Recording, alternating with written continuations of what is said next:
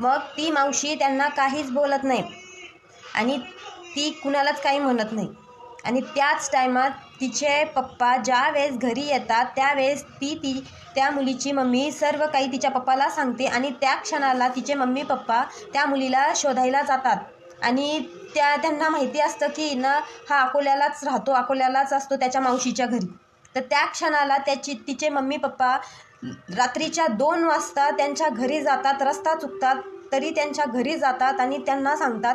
तर ते लोक उडवाउडवीचे उत्तर देतात, एकमेकाचं तोंड बघतात, एकमेकाला डोळे फिरवतात, एकमेकाच्या डोळ्यावरती इशारे करतात.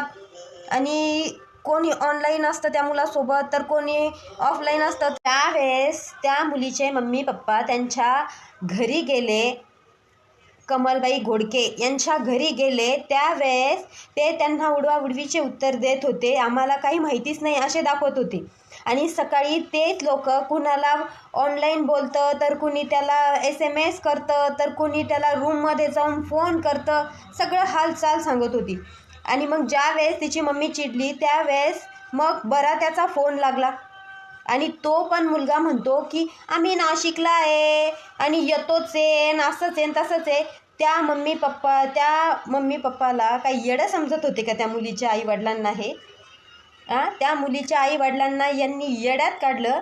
आणि नंतर ज्या वेळेस त्या मुलीच्या मावशीला ज्या वेळेस त्या मुलीच्या मम्मीला कळतं, ती मुलीची मम्मी जे काही बोलती तिच्या बहिणीला ती सर्व काही तिच्या भाच्यांना सांगती आणि ते सगळं समजतं. पण तिची मम्मी शांत बसती, काही जास्त बोलत नाही.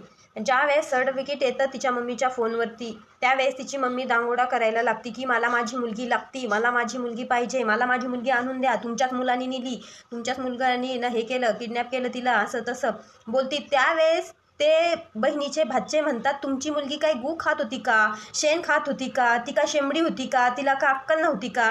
मग एवढं सगळं करताना मग यांनी त्या मुलीला करण्या कौटाल्या केल्या, जादूटोणा केला. त्या मुलांनी इथं येऊन तिला किडनॅप करून घेऊन गेले. त्यावेळेस हे काय करत होते?